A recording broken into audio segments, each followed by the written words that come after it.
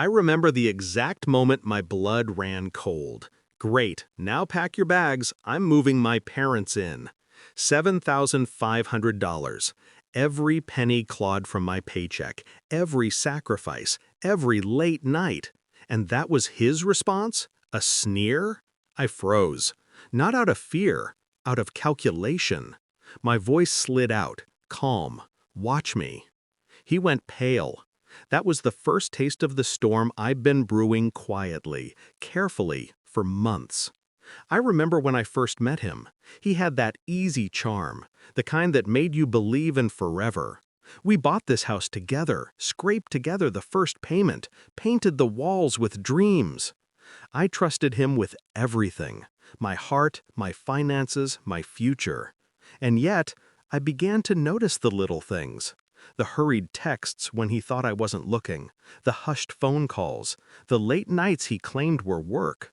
I saw the patterns before I had proof, but intuition isn't idle. It's sharp, merciless.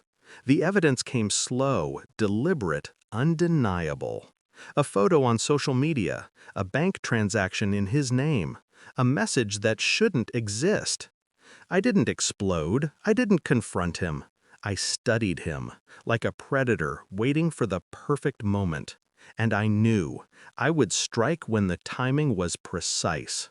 I drew out the plan over weeks, each step measured, legal, irreversible. I documented everything. I knew his weakness, his arrogance, his belief that I was powerless, that I'd never use my own weapon, my intellect.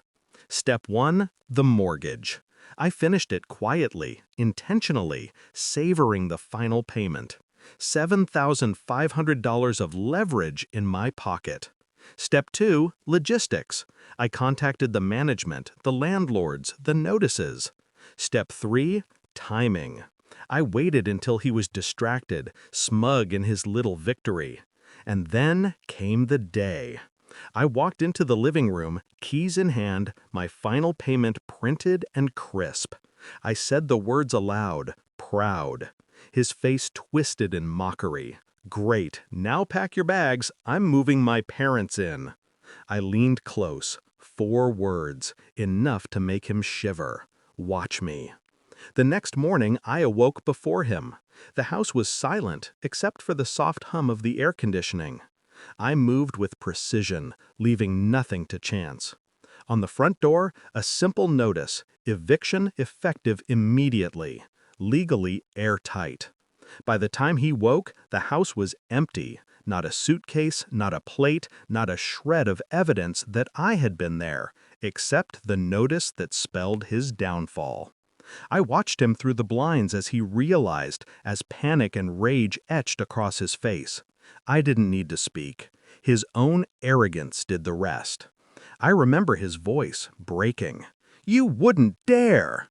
I smiled, calm, controlled. Watch me. He scrambled, bargaining, pleading.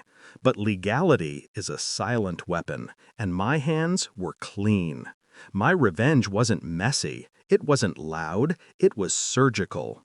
Every step was deliberate, every move calculated. He had underestimated me. He had taken my trust for granted. And now, he had nothing. In that moment, I felt a clarity I hadn't known in years. I didn't gloat, I didn't celebrate. I simply exhaled. The air was mine. The space was mine. My house, my rules, my victory. I walked through the empty rooms, touched the walls I'd painted with hope, and finally let the tension drain from my shoulders. Every betrayal, every sneer, every lie had led to this moment of silent triumph. He left eventually, of course he did. Pride cannot survive exposure, not in the court of law, not in the courtroom of intellect. And me? I stayed. I had rebuilt more than the house. I had rebuilt myself. Stronger, sharper, untouchable. I learned something crucial. Revenge is not a chaotic storm. It's a patient tide. It waits. It calculates. And when it arrives, it leaves nothing behind but truth.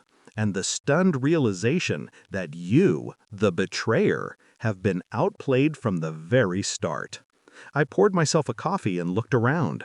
This house, these walls, this life, it was mine, fully mine, and I'd earned it.